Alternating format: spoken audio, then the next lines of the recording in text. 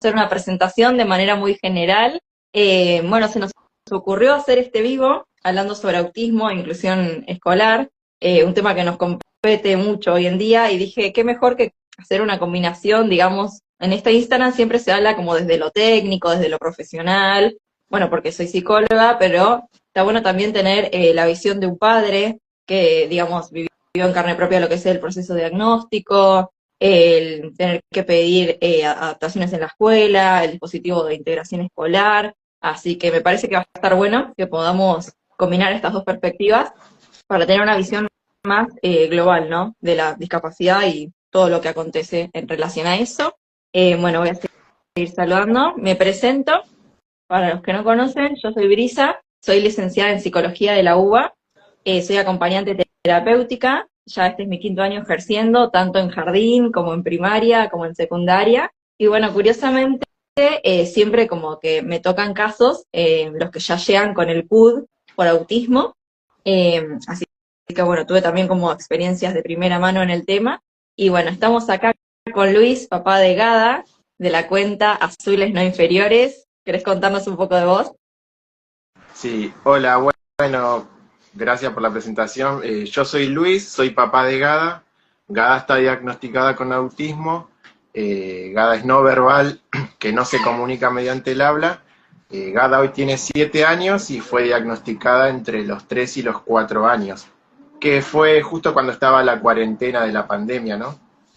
Digo entre los 3 y los 4 años porque hubo en 2 tramos hizo el diagnóstico Gada, por el tema de no conseguir turnos y todo lo que era vivir encerrados, ¿no? En ese momento.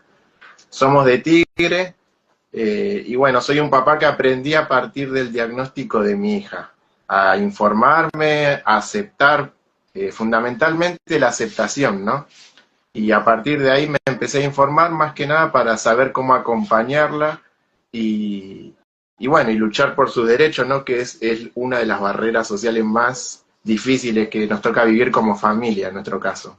Siempre cuento, ¿no? Que yo cuando recibí el diagnóstico de GADA, soy papá primerizo, eh, en plena pandemia, y no conozco a nadie autista, ¿no? Mi familia nunca me hablaron de eso, en la escuela nunca recibí información, nunca nada, siempre tuve la información más básica que se le pueda ocurrir a una persona, y lo cual, bueno, te lleva a cometer prejuicios, discriminación, bullying, todo eso. Y hoy que tengo una hija diagnosticada, la verdad que me abrió un montón la cabeza, pero yo me lo permití entrar a eso porque por eso hablo de la aceptación, ¿no? De lo que es tener una hija diagnosticada.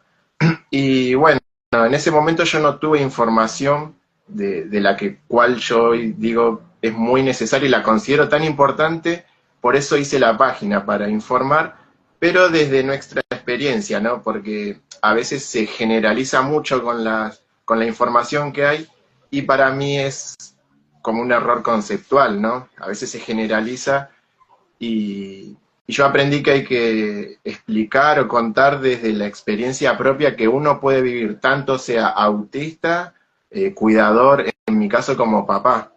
Y yo en ese momento no la tuve, así que tuve que aprender a los palazos. De la noche a la mañana comerme los libros, hablar con otras familias, hablar con médicos, porque a veces uno cuando está desinformado, lamentablemente te lleva a creer cualquier cosa y básicamente tener miedo de todo. Lamentablemente lo primero que hace es leer en internet, ¿no? Y leer en Sí, total. internet eh, a mí me asustó mucho, porque me- porque pensé que era lo Porque hay peor, de que todo en internet. cualquier cosa es lo peor siempre.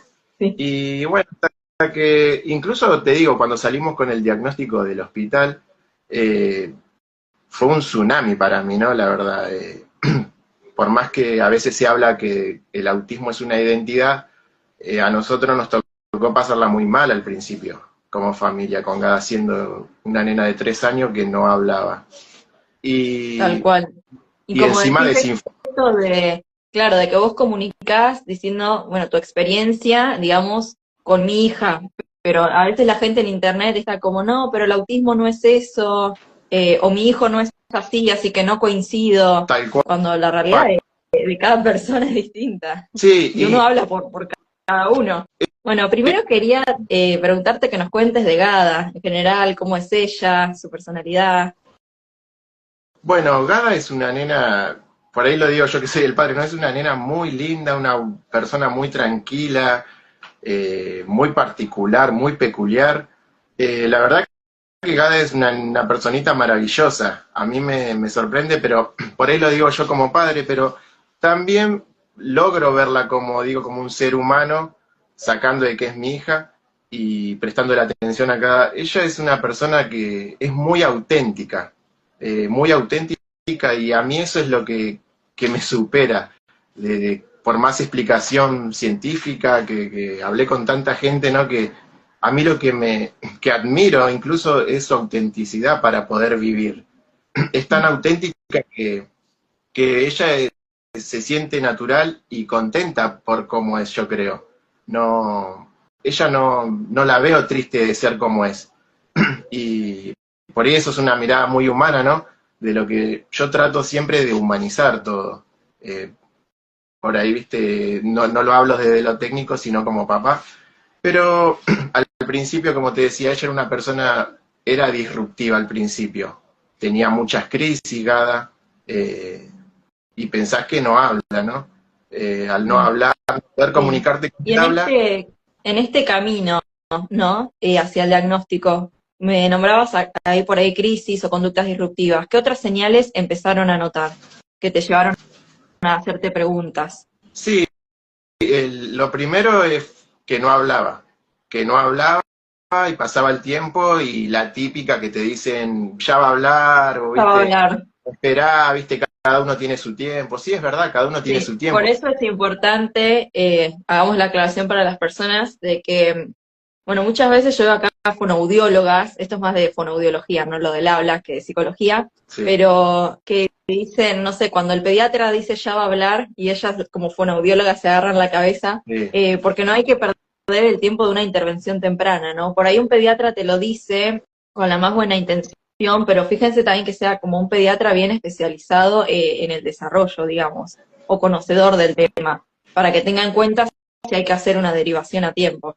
Así que sí, bueno, incluso que yo aprendí hoy, ¿no? Con el diario del lunes, que hoy en día hay muchos lugares o consultorios que se hace lo que se llama estimulación temprana, que sí, hay distintos tipos de terapia que por ahí se conoce como terapia ocupacional, pero hay distintos nombres de esa estimulación en general, ¿no?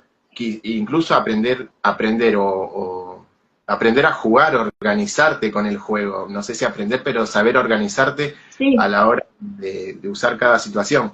Y yo digo, no hace falta llegar al diagnóstico para eso o que te llamen la atención por algo.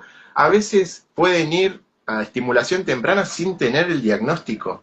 Hoy en día es conseguible terapias así, no sé si son alternativas, no sé cómo se dicen, pero a nosotros nos habían dicho no, hasta que no tengo un diagnóstico, vos no sabés a dónde tenés que ir. Y la no, clásica que nos... no, no, nos es la clásica. Bueno, a mí me pasa mucho como psicóloga que llegan familias solicitando nada más que una evaluación. Mi hijo tiene claro, o no tiene, sí o no. Bueno, primero aclarar que esto de poner un diagnóstico, digamos ya la etiqueta como tal, es algo más con lo que trabajan los neurólogos que los psicólogos. Porque nosotros como psicólogos vemos la situación en general. Yo no sé si tiene un diagnóstico, si lo va a tener más adelante. Nosotros vemos en el momento que está pasando, qué le preocupa a la familia, qué habilidades le falta desarrollar a este niño, cómo va en la escuela, qué pasa en la casa. Por ahí se le están dando ciertas conductas que podría parecer síntomas, pero es su forma de, no sé, adaptarse a una nueva situación, no sé, cambio de ciclo en la escuela, una mudanza, otra situación del contexto también, así que esto, digamos, lo contemplamos todo, porque no todo es autismo también, ¿no? Y bueno, esto de que no hace falta esperar a tener un diagnóstico para que pueda ir recibiendo los apoyos necesarios, la estimulación, que trabaje con una terapeuta no sé, le cuesta permanecer en el aula, no hace falta saber si tiene TDAH, TEA, esto o lo otro. Se puede trabajar con estrategias, ¿no? tanto en el cole como en casa. Así que bueno, eso en principio yo les diría a las familias, no esperar a tener el diagnóstico, sobre todo porque bueno, primero ahora nos vas a contar vos desde tu experiencia, pero las evaluaciones son caras, no las hacen en todos lados, no sé, por ahí hay gente que en su zona no tiene, por ejemplo el A2 o el ADIR, es como que son evaluaciones muy especializadas, pueden llegar a ser costosas, podés no encontrar profesional, y no es que, digamos, al niño se lo evalúa una vez, no alcanza para nada tener un solo encuentro, tienen que ser varios, así que ahí también tenés tiempo, y eso, ¿no? Para no perder el tiempo de lograr una intervención temprana no es necesario tener primero el diagnóstico. Sí, el diagnóstico a nosotros como profesionales después nos va a orientar para afinar mejor las intervenciones, pero no es que no podemos hacer nada antes de ese dato, digamos. Claro, tal cual lo que decís. Pero sabes que eso uno lo va aprendiendo lamentablemente, en nuestro caso, después. En ese momento que nosotros estábamos en proceso de diagnóstico, de que algo pasaba, de que Gada se manifestaba con muchas características, Gada tuvo muchas de las alertas que por ahí se conocen de las señales de alerta en el autismo. Viste, por ahí veías un afiche que tenía 30 señales de alerta y yo la leía y decía, Gada tiene 32 de esas de 30. ¿Viste? Tiene, la mayoría las tiene, entonces digo, tiene que ser, no puede ser.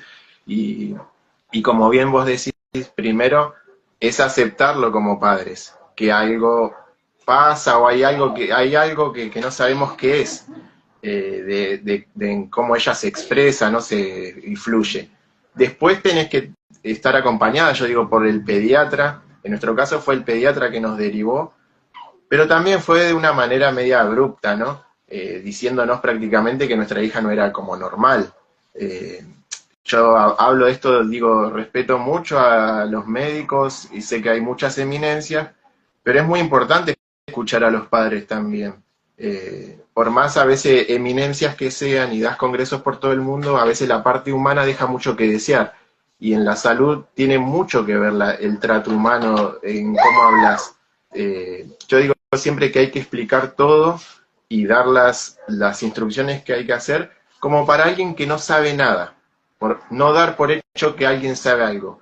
En mi caso yo no sabía nada, no tenía ni siquiera me dijeron, che, podés llevarte este librito, o querés que hablemos un día y te puedo contar. Estamos hablando de alguien que no sabe nada, ¿no? Yo dije el papel y hablé con una psiquiatra y nos dijeron, sí, sí, el diagnóstico es TEA, quizás hay cosas que le cuestan, pero todo muy por arriba, era como alguien que en 5 segundos me lo dijo, y yo salí y dije, bueno, no sé, y salí con un papel que dice, tu hija tiene autismo, es diagnosticada con autismo, busca fonoaudióloga, terapia ocupacional, y fíjate si encontrás psicología para ustedes. Pero salís así con el papel y no sabés qué hacer. Total. Y previo a Sí. vos, está el ADIR y el A2, que el ADIR, para que se entienda fácil, es una entrevista con millones de preguntas a los padres o a los tutores o a la misma persona adulta que puede ser diagnosticado autista de adulto, ¿no? Y el A2 es la observación. Y yo siempre digo que en la Mediante el juego, claro, sí, con muchos materiales. se observa a la persona, como bien vos decías, en varios días, con distintos profesionales, especialistas, con distintos escenarios, si se quiere, ¿no? Distintos juegos o distintas actividades, y van anotando cosas que yo no sé qué anotan, no digo, esto digo como papá, van anotando, anotando, anotando, anotando, y eso pasa una circunstancia, después se hace una junta evaluadora que supuestamente se junta todas las preguntas que respondimos, más la observación de Gada, y se llega a la conclusión mediante una escala a ver si está dentro del espectro. Yo también creo que esa observación tiene cierta subjetividad, ¿no? Por parte de los profesionales. Y ahí está lo que vos decías de estar actualizado como médicos o especializados o en tema, porque el autismo es muy particular en cada persona y en cada etapa de la vida, ¿no? En nuestro caso, en la etapa de la niñez. Sí, Eh, sobre todo en la niñez, que bueno, precisamente por, a ver, lo mismo con el TDAH, o sea, hay conductas que los niños las tienen porque son niños, porque son inquietos, porque necesitan moverse, y es difícil ahí como trazar la línea de cuándo es un niño que está jugando a cuándo ya podemos pensar por ahí en un trastorno. Por eso es también que en la infancia los diagnósticos se escriben con lápiz. Digamos, es como Sí, que estas pruebas por ahí, bueno, la DOS y el ADIR igual, o sea, si bien es una de las pruebas más famosas, más conocidas o con más validez, a su vez igual tiene muchas críticas, como si no lograra captar, digamos, toda la singularidad que se presenta en el espectro, o los sesgos de género también, sobre todo con las niñas, que dicen que sí, hacen como masking, digamos, o que se esperan cosas distintas de los niños y de las niñas. Por ahí de las niñas decís, bueno, que sea más tímida y eso, o que no hable tanto, es normal, porque, bueno, es una niña, y de los niños se les permite ser como un poco más disruptivos, bueno, también hay sesgo de género. Digamos, se puede hacer muchas críticas a todas estas evaluaciones estandarizadas que existen, de que no logran como captar todo, ¿verdad? Ahí entra en juego también el ojo clínico, pero bueno, es esto de que en la infancia los diagnósticos se escriben con lápiz. Pueden ver que muchas veces se escribe autismo en la niñez. Es en la sí, niñez, es como abriendo las puertas a que no sé qué es lo que va a pasar después. Yo he visto casos en los que, digamos, se diagnostica con autismo en un principio, bueno, más que nada para que reciba las terapias, los apoyos, o si por una cuestión formal, digamos, para que la obra social le cubra las terapias, hay que poner que algo tiene, bueno, se lo ponemos como con lápiz, ¿no? Y bueno, después hay niños también que por ahí no sé, parecía que tenían autismo por ahí en nivel inicial, no sé, con esto de deambular, el aleteo, no poder permanecer en sala, o que eran no verbales, y que después, no sé, por ahí en primer ciclo de primaria los ves y son completamente distintos, decís qué pasó. Así que por eso está bueno también esto de en la infancia escribirlo con lápiz, porque no sabemos realmente, o sea, va a ir respondiendo a las terapias, y no sabemos como si captamos bien toda la singularidad de ese chico. Y me quedo también con esto que decías de cómo transmiten la noticia a los médicos. Había una frase que decía, conozca todas las técnicas, sepa todas las teorías, pero al tocar un alma humana, no sea más que tan solo otra alma humana. O sea, me parece súper importante esto de las palabras que nosotros usamos en este momento de comunicar un diagnóstico. y como te dije, hablé con una psiquiatra, la cual me explicó, me dio como una definición de autismo buscada como en Google, ¿no? Y yo no entendí nada, ¿viste? Dije, ¿pero qué tengo que hacer? Y no, andaba buscando terapias, ¿pero a dónde? ¿Qué hago? ¿Viste? Así que en ese momento empezamos a buscar en internet, a hablar con otras familias, y ahí nos empezamos a orientar un poquito más de qué hacer. Y por nuestra parte, o sea, buscar fonoaudióloga, creo que es una de las cosas más difíciles o que más demanda tiene, al menos en la realidad, ¿no? Porque yo siempre digo, pero está lleno de gente que se recibe en la Facultad de Medicina, después vamos a buscar una terapia y no hay nada. Digo, o se van a otro país o no sé qué pasa. Esto lo digo Sí, como bueno, papá, con ¿no? audiología sí es de los que más tienen lista de espera, y terapia ocupacional también. Psicología no, psicología creo que hay bastante oferta, pero justo esas dos sí creo que son los que más tienen lista de espera. También lo que Sí, sucede es que no es tan conveniente para los profesionales brindar atención mediante obras sociales o prepagas o trabajar por CUD. Digamos, el sector discapacidad, económicamente hablando, es de los peores, sí, así que es una lástima porque te fuerza, vos por ahí elegiste eso, te formaste en eso, es lo que te gusta, y por ahí es una realidad económica que decís hasta dónde lo puedo sostener, y eso fuerza a que muchos profesionales terminen eligiendo otra cosa también. Es como que sí, hay una fuga de irse para otras áreas por ahí de la psicología, por ejemplo, teniendo que abandonar esto que a uno le gustaba, ¿no? Por ejemplo, que puede ser hacer clínica en discapacidad. sí, tal cual, como lo decís. Pero eso es algo que nosotros los padres nos enteramos después del quilombo que hay con la plata, ¿no? Y digo, es algo que debería resolverse del Estado, como decimos fácil, que se sienten los profesionales con los gobernantes del Estado y que arreglen los números que tengan, que tengan que arreglar. Porque es una cuestión económica que el gobierno de Que turno o el Estado. impacta directamente. Sí, pero nosotros quedamos en el medio y justamente no se puede perder tiempo en esto del autismo, ¿no? En las terapias, no podemos perder tiempo. Y eso de esperar a ver cuándo se reúnen o cuándo se cierra una paritaria, un aumento, que no cambia el nomenclador, es algo que a nosotros como familia nos excede, incluso a ustedes como profesional también los excede, que no tiene que ver con nosotros, ¿no? La falta del Estado en esto es total, y siempre la pagamos nosotros, digo, ustedes, nosotros, gente que no tiene nada que ver y se hace muy difícil. Imagínate que si querés sostener las terapias de forma particular, es Son muy muchos, caro. Y sí, es muy caro. es muy caro y es muy difícil, y no es la realidad de todos los argentinos, ¿no? Que puedan sostener eso. Quizás algunos sí, pero es la realidad de pocos.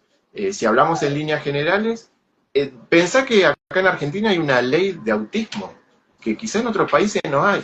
Es muy linda la ley de autismo que está en este país, pero lamentablemente no se cumple. Yo digo, si no se cumple al 100%, no se cumple. La ley dice que tiene que cubrir todo, que hay que haber campañas de concientización, que no te va a faltar nada, básicamente te dice. Y la Sí, realidad es que después te falta todo, y teniendo obra social o prepaga, cuando tenés un hijo con alguna discapacidad, te das cuenta que no sirven de nada ni las obras sociales ni las prepagas, porque para ello es un gasto, somos un gasto. Eh, Lamentablemente lo ves ahí cuando lo necesitas en cosas que realmente necesitas, que requieren de intervención diaria, todos los días, ¿no? En el caso de nuestro del autismo, requerimos de acompañante para la escuela todos los días y terapias todo el tiempo, todo el año. Tanto sea. claro. Y bueno, para retomando lo que vos me decías, cómo empezamos a buscar un profesional, porque si no me voy a ir por otro lado hablando. No, igual Empezamos. está bien, la cuestión económica también es un tema importante para hablar, porque por ahí las familias desconocen. Bueno, vos ya la tenés clarísima, decís nomenclador, ya sabés lo que significa, pero yo veo muchos están como, ¿qué es nomenclador? ¿Qué es eso? Bueno, Yo, nomenclador sí, del dispositivo de integración escolar, que es para tener acompañante en las escuelas, no se actualiza desde el año pasado. O sea, estamos ganando lo mismo que el año pasado y la mayoría de los centros de integración escolar pagan marzo en mayo recién. O sea, hay sí, una demora importantísima ahí que sostener y bueno, siendo que en estos trabajos, digamos, no existe la relación en dependencia, digamos, somos monotributistas, eh, cuando los chicos dejan de ir al colegio. Esto lo digo porque hay muchos, cuando yo lo decía, me decían, ¿qué? ¿Cómo no te pagan? Porque muchos nos confunden como que somos docentes, o como que fuéramos parte del plantel de la escuela, sí. pero no, digamos, en diciembre, si mi acompañado deja de ir, o sea, ya está, yo dejo de cobrar diciembre completo, y es un buen centro porque no todos te pagan completo, y después durante el periodo de vacaciones toca salir corriendo como acompañante terapéutico a buscar otro trabajo en colonia, a domicilio, es como que es un trabajo que no te da estabilidad económica, o como que tenés que estar poniendo mucho de vos todo el tiempo, flexibilizarte, Sí. porque bueno, esto, o sea, queda por resolver, digamos, todo lo que sería las cuestiones de nuestras condiciones laborales y barreras en la educación. ¿Encontraste o supiste de alguien que haya encontrado con respecto a los colegios, las matrículas? Sí, bueno, mira, la escuela lamentablemente es el colmo, ¿no? De lo que es la escuela con la discapacidad. Hoy en día te vas a querer anotar a una escuela privada y está todo bien mientras te muestren todo lo que ellos tienen, que tienen natación, que tienen campo de rugby, que hay de todo es como la escuela de Harvard. Hasta Sí, que decís que tiene autismo, que está diagnosticada con autismo tu hija, ahí empiezan espera, porque hay que ver si hay cupo para las personas que vengan con acompañante. Ahí es como que cambia la charla, ¿viste? Cambia el tono de la charla. Y generalmente la clásica frase es, no hay vacante, ¿viste? Eso es cuando no siempre, ¿no? Pero es algo que pasó mucho y conozco mucha gente que le pasó ir a una escuela privada, y también sé que las escuelas privadas tienen el derecho de admisión, como tienen los boliches, por ahí si conocen, ¿no? Que los boliches no puedes entrar con determinada zapatilla o determinada ropa. La escuela tiene el derecho de admisión también, te puede decir, yo si quiero, bueno, entrás. Eh, a veces incluso ni siquiera llegan a conocer a la persona muchas escuelas, porque se supone que hay que va alguien con un diagnóstico y tiene que hacer una reunión previa, obviamente, ¿no? hacer una reunión, decir, qué sé yo, todas las características que tenga esa nena o ese nene, y después de ahí, bueno, ver si vos tenés acompañante, cómo va a ir a la escuela, yo digo, esa es la manera. Pero hay muchas escuelas que de antemano ya te ponen el no hay vacante, o empiezan a darte Sí. vueltas con que, o te toman un año, pero también te hacen la vida imposible. Y eso hay que decirlo, ¿no? Todo el tiempo Sí, se... bueno, frente a esto es como muy importante acercar a los padres, yo como acompañante terapéutica también lo he hecho. No existe esto de que se reserven el derecho de admisión en realidad por ser escuelas privadas, igual lo viven repitiendo, pero no existe, digamos, porque la Convención Internacional de los Derechos de las Personas con Discapacidad tiene como el mismo valor que la Constitución Nacional y pasa por encima de todas leyes, resoluciones u ordenanzas que pueda haber en cada municipio, así que no pueden decir esto de nos reservamos el derecho de admisión. Y decir que no, por motivos de discapacidad, es un acto discriminatorio, es denunciable. Digamos, bueno, es todo lo que está escrito en las leyes, Sí, aunque en la práctica no sea de esta manera. Y bueno, a mí como acompañante terapéutica también me tocó como asesorar. Hay que ser un poco abogado, un poco todo. Asesorar a las familias con este tema de, por ejemplo, también si la acompañante no va o si llega tarde, igual tiene que poder ingresar a la escuela, por ejemplo. Y cuestiones así. Yo hice mi tesis de grado sobre la inclusión de niños con autismo, específicamente en el nivel inicial, y bueno, para no hablar tan en profundidad de leyes ahora de números, lo pueden ver, lo tienen en mi perfil, porque detallo, por ejemplo, situación, número de ley al que podés, digamos, aferrarte, ¿no? Para argumentar y defender los derechos de tu hijo. Situación, ley. Porque muchas veces, o sea, las escuelas y esto se aprovechan de que es información que la familia no la tiene y es más cómodo para ir por ese lado, ¿no? Pero bueno, claro, ahora hablando por, más bien de las escuelas, por sí, eso te decía, viste que vos decías, no te dicen que tienen el derecho de admisión. Te la dibujan con que no hay vacantes, o como te digo, si te toman, te hacen la vida imposible. Y te digo, la vida imposible te la hacen de manera sutil. Todo el tiempo se quejan de ciertas situaciones de tu hijo, todo el tiempo te están llamando a reuniones, todo el tiempo te piden exigencia, todo el tiempo te dicen que no puede hacer esto. También hay que decir que hay muchas escuelas que son muy buenas, y buenas me refiero a esto de darse, de abrirse a recibir a las personas que somos diversas, y de contribuir, ¿no? Con las herramientas y los apoyos. Hay que decirlo también, hay muchos, pero es verdad que hay muchos que nunca te van a decir es el derecho a admisión ni que no te tomo porque tiene alguna discapacidad. No, empiezan a dibujártela con ciertas frases, palabras, cosa de que conste que nunca te dijeron que te sacan por eso. Pero es una realidad que yo conocí muchas familias, ¿no? Incluso ponerle Gada en la escuela teniendo acompañante, a veces se hace un poco difícil ciertas situaciones, pero a veces más por el desconocimiento o porque ciertos directivos tienen el chip prehistórico, ¿no? De la educación. Y yo digo, uno quiere brindarle información o herramientas para que todos puedan aceptar, incluir a los chicos, pero incluir no es solamente que entre a la escuela, sino brindarle los apoyos que necesita. Y el apoyo no es solamente tener un acompañante, porque parece que es que tenga su acompañante y que se encargue el acompañante. No, no siempre es así. Entiendo que puede haber situaciones en las cuales hay que intervenir, pero desligarte de entrada y no querer informarte, no querer hacer algo, eso ya me parece desmedido, ¿no? Por parte de muchas personas que están en las instituciones educativas. total, sí, incluir no es solo abrir las puertas, sino es, digamos, que tenga todos los apoyos necesarios. Es clave aclarar que esto, el alumno con discapacidad tiene todo el derecho de ir a la escuela común. Sí, Bueno, toca hablar también un poco de la capacitación docente, es una deuda pendiente de que el tema de discapacidad, digamos, entre en los planes de estudio de los profesorados. Me parece que eso sería súper importante, porque, digamos, si bien cada uno puede formarse por su cuenta, siento que tenemos que dar respuesta como con formaciones oficiales, no esto de busco en Google, porque a veces también puede ser que la información sea errónea, sino que falta darle como una formalidad a este tema. Y esto de que formarte en discapacidad no es una elección de si quiero o no quiero, digamos, es una obligación legal. Digamos, todas las leyes amparan esto de que los alumnos con discapacidad pueden asistir a la escuela común, es una realidad.